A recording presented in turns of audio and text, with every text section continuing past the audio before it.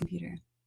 All right. Thank you, Caryn. Thank you for being here. I'm so excited. And we're gonna dive right in and go fast because we ran into some technical difficulties on Facebook today. So thank you for being flexible, and thank you for still being willing to share your story despite everything that's going on. So welcome, Caryn. Thank you. Thanks for having me. So basically, the reason I wanted to chat with you and really have you share your story is people look at you from the outside. You know, you say you're living the dream and you're working from home and how good things are. And people think, oh, you just got lucky. Like Right. You just fell into it because you're a super magnetic personality and so friendly and easygoing and all of that. And I've known you since 2009. And I know that luck is maybe like 1% of your success. And Right. it's been so much more than just sheer luck. So tell us, when did you actually start your business? I just sort of gave that lead away. And tell us a little bit about that. What that was like when you got started, what decisions you made, and what that time was like for you with your business. Yeah. I started, I think it's been 8 years. So was it 2010? Early 2010? Maybe it was 10. Okay. Yeah, I think it was 10. I can remember because it was right after I got married. I flew home from my honeymoon basically and landed in coach training and was going to go all in and start this business, and it was going to be amazing. And Right. who needs a job when I can just do this? And that was probably the hardest year of our life. Trying to make it work, and having no idea what I was doing, really. Yeah. Just thinking like, I know I'm a coach. This is good stuff. Like, why wouldn't everyone just want to sign up and do this? Right. Yeah. And what was that business? Like, what were you going to coach women on at that time? I started out general life coaching, and within a couple months I was like, this isn't working. And so I went and got the intuitive eating certification and wanted to be an intuitive eating coach. Okay. And so I did that for a little while, and then we moved to a different town and I got a job. Okay. And what year was that? When was that? So that was probably 2011.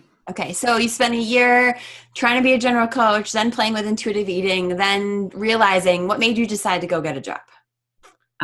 We moved into this town, and I'm an extrovert, and I had an extra room that was my office, and I was sitting in there all day.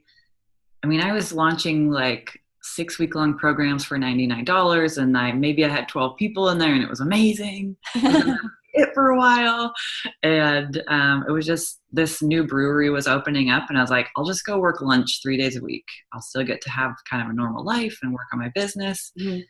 And then I ended up taking over the bookkeeping, and then I ended up working 5 days a week, and then I became a general manager, Yeah. And what was happening with your business during this time when you sort of started transitioning into kind of a full-time job at the restaurant? Yeah. I kept it on the back burner. I kept blogging for quite a while, right up until maybe 2 years into that job.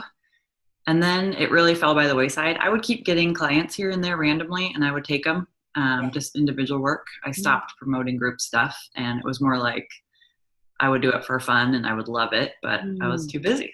Mm-hmm. Okay. And so you're working your job, and then what's sort of the next transition that happened for you? I got offered another job. Okay. And so I took that, and then that was really awesome. I was actually managing coaches.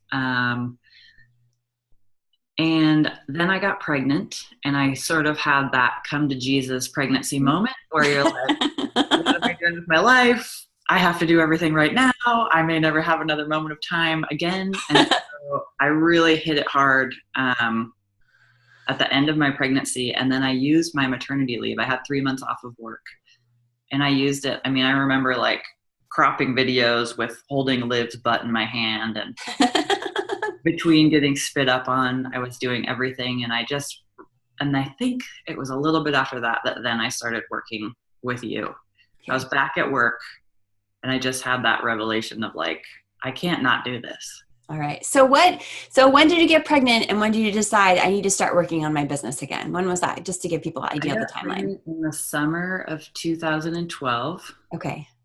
I had my maternity leave, May, June, July of 2013. So that was when you started being like, okay, we got to do something here. Here.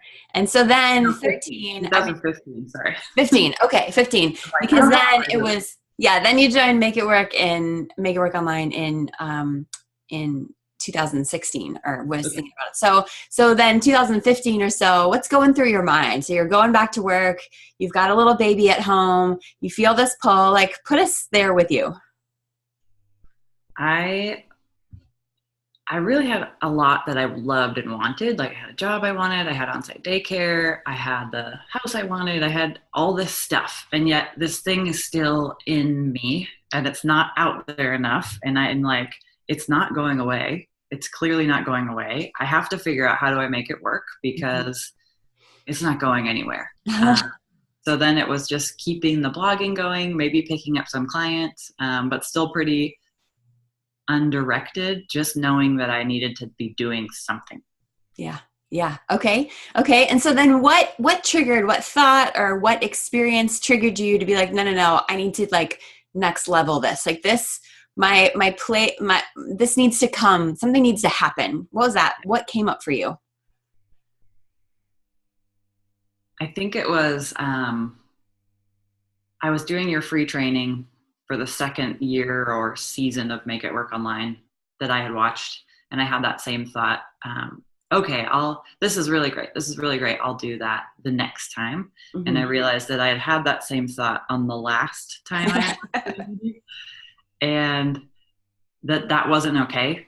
I had this really clear, like, that's fucked up. I have to do this now. I have, like, keeping my word to myself is a big deal. And I realized that I was lacking integrity by pushing this thing down. Okay. And so you decided, what did you decide? What decision did you make for yourself? I decided I was going to go all in and figure it out. And I was going to do everything that you said. And I was just going to see if I could make it work. Okay. And that if I could get to a place in my job where I was going to lose money staying there, then I would leave and I would do it. Okay. And that's so much more than, it's more than just making a commitment to join a program, but it's really a commitment to yourself. So what was that commitment you were making to yourself in this decision? That I was going to give it the airtime that it deserved. It was a hobby. It was totally a hobby. And I decided that it was going to get to be more than a hobby. And I think that's the shift of having like the hobby versus the business in my brain. Great. And how did that feel? Like, was that scary? Was it exciting? What was the emotions that you were experiencing like when you made that commitment? It was a little bit like, holy fuck. Because this is a cash investment. I have a tiny baby. Yeah. It's not like we were making tons of money and we had all this extra time to do this thing. So it really made it serious, right? I was finally ready to invest not only my time and energy, but also put some money behind it. Yeah. And how did tell us about that seriousness? Because I can really relate to that. But what does that look like for you? So you were serious about it. What does that look like? What does that mean? It's that, like, I'm going to show up and do everything. Like, if I'm going to go in, I'm going to do it all. And I'm just not going to mess around anymore. And that was really scary because that means you actually have to put it out there and do it and claim it and own it and then keep going and keep going and keep going. Okay, great. And there's a level of like professionalism, I think, in that. I mean, I personally, like, you're taking your business seriously. You're acting like a professional. You're treating your business like a business. Right. All of those pieces, they sound small and they sound like sound bites, but they're real. I think you can kind of find it in yourself too. It's that moment where you introduce yourself and you realize you introduce yourself as the side hustle first. So it's like, oh yeah, I'm a weight loss coach. I also do project management for a Nice. Yeah. I love it. Okay. So you're all in. You joined Make It Work Online. This isn't about Make It Work Online, but that just happens to be part of your journey. So you joined Make It Work Online, and you were starting a new direction of your business. So it wasn't just intuitive eating anymore. It wasn't general life coaching. What were you now committing to do?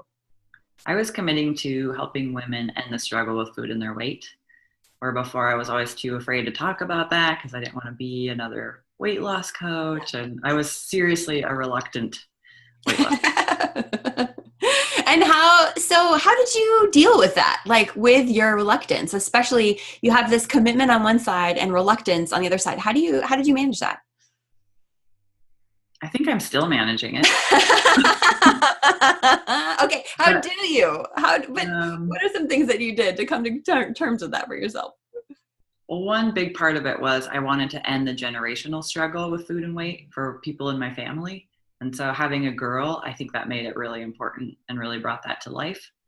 Um, and the other side is just thinking about the people I'm working with. So the more clients that I have that have stories where this work has actually changed their life and yet has a hell lot more to do with their lives than their weight and their bodies, that just kind of adds fuel to the fire.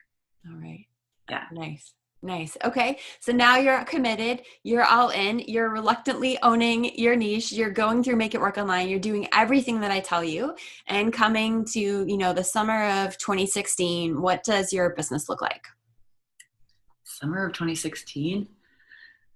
You're like, roster was full. Oh You yeah. were Oh like yeah. kicking ass. Like everything was like, Yeah. I got to this place where I didn't have any more time to see clients, and it kind of was blowing my mind. And I was selling things really easily, and people were actually quoting my own blog posts back to me, which was insane.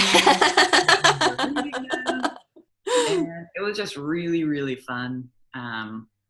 Yeah, it was just a super fun time where I actually was doing it. And even though I was probably working 70 to 80 hours a week sometimes because I had the full-time job still, I really loved it. Yeah. And then what happened? And then I got to fall of 17, and I realized, I probably should have realized it about 6 months earlier, but I realized that statement that I'm actually losing money by staying was true. And then it brought up all the like, oh my God, I have to leave a great job with great benefits with super smart women with PhDs who I love, and I'm going to look like a nutcase. Like, why would you do that? Yeah. Okay.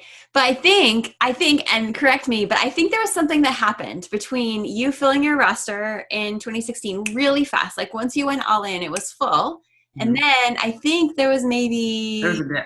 Yeah. So let's talk about that, because a lot of times people think once they hit it, they're always there. And you're such a great example of like, oh, I had this fast success. And then what happened? I had the fast success. I got really busy. I had no time to build my business. I was feeding my baby, doing my job, and seeing clients. And then, of course, what happens? The client packages ended, and then I had nothing. I had the knowing that I no longer offer BSOs because I couldn't do it anymore. But I also didn't have any more. I might have had like one long-term higher paying client. So then it was like, oh crap, what have I done? Right. The importance of continuing to do client getting activities is so huge. So that was a really strong lesson. That definitely slowed my roll for a little while. Do you think there was any mindset stuff happening? Like, so you had this great success, and sometimes, and I don't know if this is the case for you, sometimes people sort of scare themselves with what they're able to accomplish. And there's a little bit of unconscious self-sabotage. Was that at all a factor for you? Or was this really just a matter of time management and focusing on marketing? No, I think it was totally a factor because I was having success in so many areas that I was a little bit like, whoa, what's happening? Yeah. So tell us a little bit, like paint that journey for us. So things were going super well. Your business was full. What else was going so well that then things sort of fell apart, and what fell apart, and how did you get yourself back on track? So walk us through that. So I also, I was working really in depth with a weight coach. I was writing a book. I was doing all the stuff with Make It Work Online, and I had I got to goal weight. My book was published and my business was fully booked, and that all happened right at the same time. So imagine the hangover from that amount of kind of just expanding. And it felt crazy in my body for a while, both to be in a smaller body, but also to take up so much space in the world and to be putting myself out there in that way. So I think I contracted my life back down a little bit. Some of it was I put on some of the weight back. So then I had to deal with the mindset of that. The practice dried up a little bit for a while. I had to deal with that. So it was, definitely roller coaster times. And it was not always pretty. Yeah. And so what are some of the things, like, I think this is such an important point, and this is one of the key things I want people to take away, because it isn't a straight line to success, and we do sort of backpedal sometimes, and we have to find ways in ourselves to manage those dips because they are going to happen. They do happen. They're normal. Most people don't really talk about them. So what were some of the things that you did to sort of like, oh, this is recalibrate, bring yourself back up to that point of success, both like personally as well as professionally? What are some of the things that you did that you think were critical to getting you back on track and through this dip? Yeah. I think getting back to basics of what worked. So I think when you get into the, like, you're kind of on fire, you're just flying around like crazy and just getting things done and checking off the list. And then that's when the things that really worked to get you where you were fall away. You're like, oh, I've got this. But then you don't. And so right. to where you were, you do exactly what got you there the first time. Love it. I want you to say that one more time, because that is so like, okay. So what do you do when you notice that you've fallen into a pretty massive dip? Say it again. You go back to the basics. You do whatever you did that got you there in the first place. So it's the same thing. Like, I have weight loss clients and they're always like, yeah, it's great. I'll eat this way and then I'll get to goal weight and then I'll go back to eating how I used to.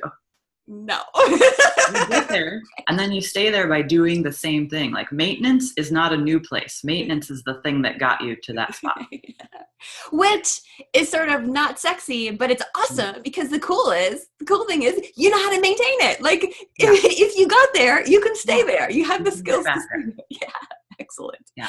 Excellent. So you just went back to basics. You did the same thing personally and professionally. And then we come to the end of 2017 and you realize, as you said before, that it cost you more to stay at your job than it did to quit. So explain I know what you mean by that, but just sort of elaborate in case people are like, what are you talking about? I don't understand. Explain that. Yeah. I have like goosebumps right now remembering it.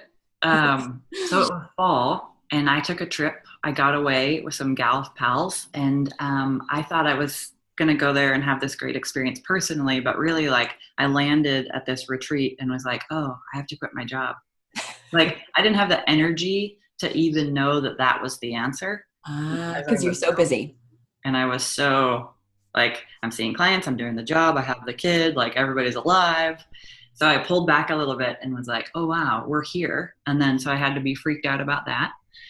And then this was fall, so I think it was October. I remember I was at my stand-up desk in my office and my boss walked by. And I had just read that Mel Robbins book, 5, 4, 3, 2, 1. I was like, and so I was like, 5, 4, 3, 2, 1. And went down and told her. And I ended up working for like 4 months after that. We had a pretty long handoff, which was great. But yeah, that was hard. So yeah, talk about that just briefly. Like, what was it like what came up for you and how did you deal with that decision? It's a big decision. Yeah. They're going to judge me. They're going to think I'm crazy.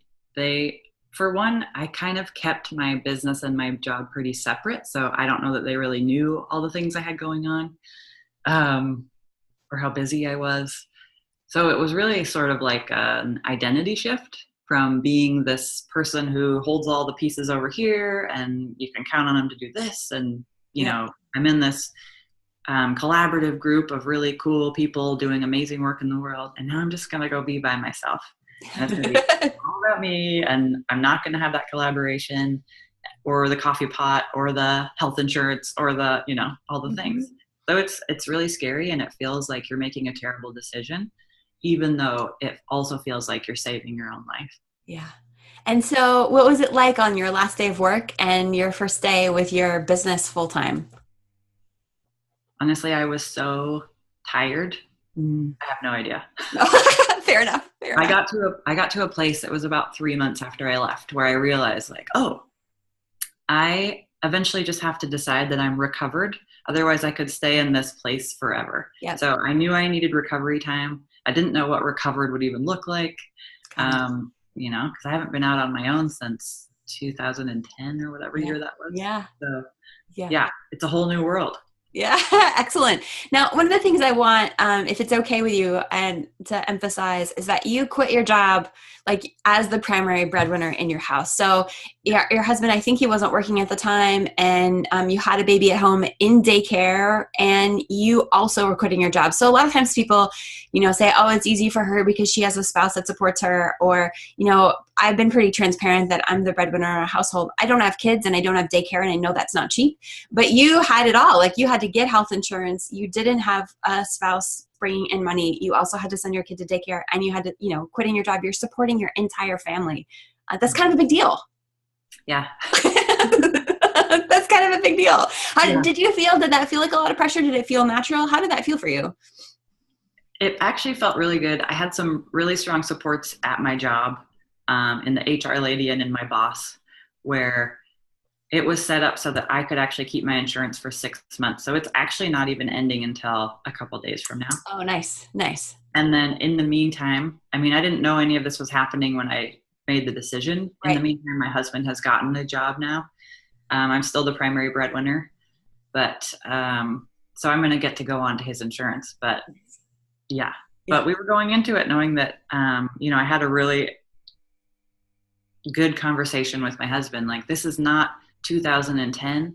We are not selling furniture on Craigslist and shipping our latte. Like, we are going to keep having lattes. We are going to keep our child in the $1,000 a month daycare. We are not doing this. Yeah. We're doing this because it's better. And I think that was a big mindset shift, because I still probably am working on the, this is when it was. Like, nothing is like what it was back then. But that was kind of my comparison.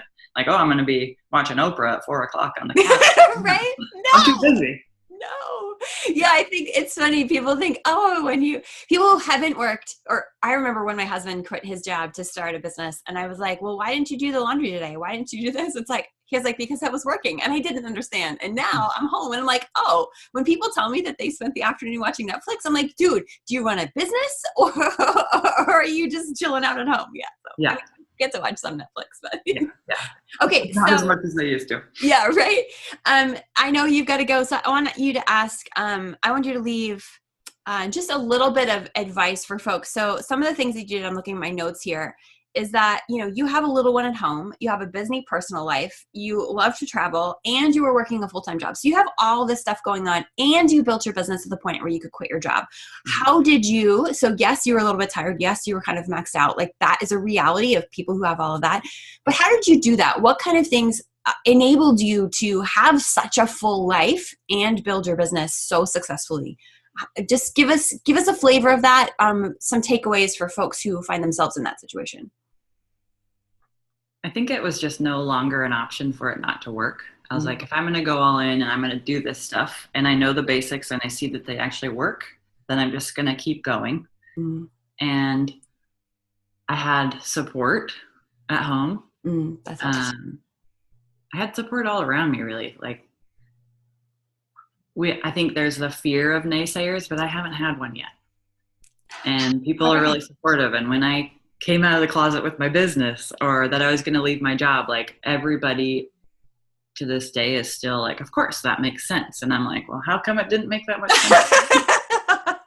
Yeah. So one of the things you say that I know is really important and is kind of a key distinguishing factor in the successful clients I see and the clients who don't ever really get traction is you made a lot of decisions. One, that you were going to do it. One, that you were going to make it work. But also you decided to trust the process. So you decided to do what I teach. And it doesn't have to be what I teach. It could have been what any other coach teaches you. But you kind of went all in all ways. So with your business, with your own commitment to yourself, but also I'm going to do everything that Jenny tells me, because then that's so talk just a little bit about that. Cause I know this is a really big deal, but when people sort of stay in that like slightly hesitant land, it doesn't ever work. It is 100% deal. Yeah. So talk just a little bit about that full commitment, what that looks like for you. Yeah. I'm pretty clear that you can't have too many teachers and that you need to stick with one and just go for it. Otherwise you're sort of like shooting off in all these different directions and you're wasting your energy. It's the same thing I see with my own clients. It's like, either you do this and you sign up and you work with me for 6 months and you do everything, or go do something else. Yeah. In the meantime, you're going to waste a lot of energy. Yeah. So I just think if you're going to invest, that you think about it like that. It is an investment, and that you honor that investment and the desire that you had to create something different. And then you do the work of like just managing your brain around the idea that you want to quit all the time. Because quitting steals your momentum. And the hardest thing to do is like get the train moving again. Like anything, I think that's the best thing about just blogging every week. Just keep the momentum going. Yeah. I love it. Yeah, it is so true. I hadn't thought about it in terms of train, but I thought about it in terms of the snowball. Like it's so much, like at the beginning, it looks really small, but the more you keep rolling that snowball in the snow, the bigger it gets. And then if you stop for a couple days and it gets warm and it melts, you got to start back again from square one. And that really on the bottom, it doesn't want to roll. Yeah. Right. Awesome. Okay. So thank you so much for sharing your story. And that really what got you here was not luck, but a lot of hard work and deliberate decisions that you made. Anything else you want to share with anybody who's listening who is, you back however many years ago, whether that's in 2010 or in 2016 when you were making your commitment, anything you want to, or anybody who's experiencing that dip, any final takeaways you want to share that people really get when it comes to you? This is not about luck, but about some deliberate decisions. Anything else from you? I think just honoring the part of you that won't quit. Because you're gonna keep at this. And I think we can tell when we're those people who are like, it's just gonna keep being here. I'm not gonna get rid of this thing. I have to speak my truth, do the thing, do this work. That's not gonna go away. So you might as well just go all in and do the work that you have to do to make the commitment of doing everything whoever your coach is says. Yeah. Because you hired them for the right reason, and you have to trust your intuition that you're choosing the right people, and the right people are showing up when you need them. Love it. Love it. Yeah. Whoever it is, it doesn't matter. Whoever If it's me, great. If it's not, it's fine. It doesn't matter. Whoever you hire, go all in and follow what they have to say. And delete all the other emails and stop getting all the free things from other people. Yes. You don't need them. Yeah, get rid of them. I love it. Thank you so much. So folks can find you, and I will put this on the post of the video at caryngillen.com, but they can also find you facebook.com/caryngillen. Anything else, anywhere else people can find you, or anything if they want to learn more about your journey or check you out, anywhere else they should go to learn more? Yeah, I'll put it in the comments after you post this, but I have one more week open. I did a free live training last week. Oh, fantastic. Some really good videos in there that awesome. People are liking. Excellent. Thank you so much for sharing your story. Thanks for sticking with the technology challenges. Yeah, I'm glad you're the first one that we had such a disaster with, because you're such a roll with it kind of gal. And I really appreciate that about you. So have a wonderful rest of your Friday. Thank you so, so much. Thank you.